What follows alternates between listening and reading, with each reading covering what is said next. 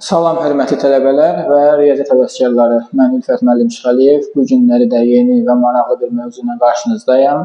Bizim bugünkü mövzumuz bir çox tələbələrin və eləcə də yuxarı sinif şagirdlərinin belə əziyyət çəkdiyi mövzulardan olan yaş məsələləridir.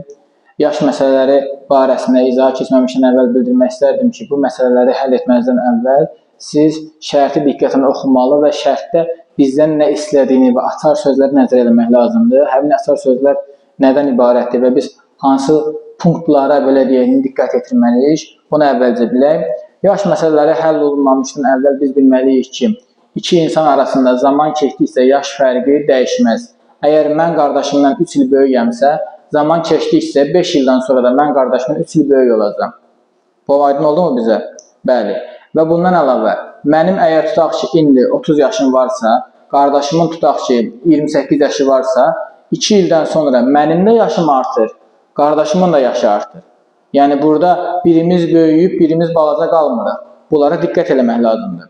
Bundan başqa, şərtdə nəyə fikir veririk? Şərtdə bizə desələr ki, əvvəlki yaş, sonraki yaş. Desələr ki, tutaq ki, əlinin 30 yaşı var, 5 il əvvəlki yaşını tap, əvvəldə nə edəcəksən? 5 il əvvəlki yaş desələr, çıxırsan. Deməli, əlinin indi 30 yaşı varsa, 5 il əvvəlki yaş olacaq 25. Və yaxud da, desək, əlinin 3 il sonraki yaşını tap, əlinin 30 yaşı var, 3 il sonraki yaşı olacaq 33. Bu qayda ilə tapırıq.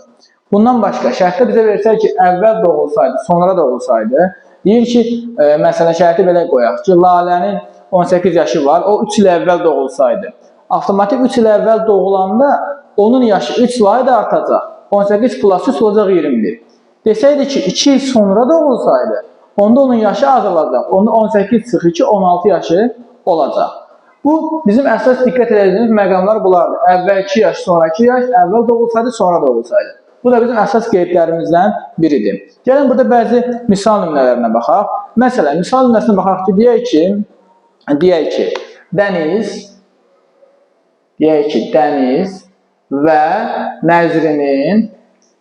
Dəniz və Nəzrinin yaşlar cəmi olsun, tutaq ki, yaşlarının cəmi olsun 30. Onların yaşlarının neçə olduğunu biz bilmirik. Amma bilirik ki, yaşlarının cəmi 30-dur. Bizə deyir ki, 4 ildən sonra onların yaşlar cəmi nə olar? 4 ildən sonra onların yaşlar cəmi nə olar? Biz onların yaşlar cəmini bilmədiyimizə görə hər birini x qəbul edirik. Dənizi qəbul edirik x, Nəzrini qəbul edirik y. Birini x, birini y qəbul edirik. Bizə deyir ki, 4 ildən sonra Nəzrin də 4 yaş böyüyür, Dəniz də 4 yaş böyüyür. O halda bu o deməkdir ki, biz bu rəqəmləri toplasaq, nə olacaq onda? Olacaq x üstəgəl 4 üstəgəl y üstəgəl 4. Buradan nə alınır?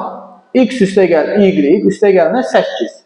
X üstəgəl y-in biz 30 olduğunu bilirdik, bəli, bilirdik. O halda nə yazacaq? Yazacaq ki, 30 üstəgəl 8 bizə verəcək cavabına, cavab bizə verəcək 38. Deməli, onların 4 il sonraki yaşlar cəmi 38 olacaq. Bundan başqa belə bir qısa yolda var ki, siz həmin illəri insanların sayına vurub üzərinə gəlirsiniz. Yəni necə? 30 yaşları yox idi. 2 nəfərdilər. Neçə ildən sonra deyib? 4 ildən sonra. O səhətə 30 üstəgəl 8 bərabər 38 kimi hesablamaq olar. Məsələn, başqa bir misal mən deyim sizə, siz onu həll eləməyə çalışın. Tutaq ki, misalımız belə olsun ki, Əli, Timur və Akif. Bu üçünün yaşlar cəmi tutaq ki, verib bizə 45. Bu üçünün yaşlar cəmi bizə verib 45. Deyir ki, 2 ildən sonra onların yaşlar cəmi nə olar? Əli, Timur və Akifin yaşlar cəmi 45-dirsə, 2 ildən sonra onların yaşlar cəmi bizə soruşulursa, biz 45-in üzərinə gəlirik nə? Neçə nəfərdirlər? 3 nəfər. Neçə ildən sonra dedim? 2 ildən sonra. 3 vur 2. 45 üstəgəl 6 bizə verəcək 51.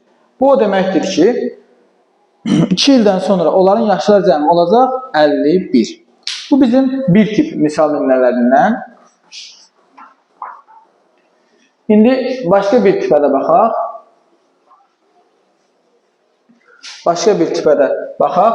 Məsələn, deyək ki, sualın şərtində belə verilsin bizə ki, desin ki, məsələn, belə qoyaq sualın şərtini.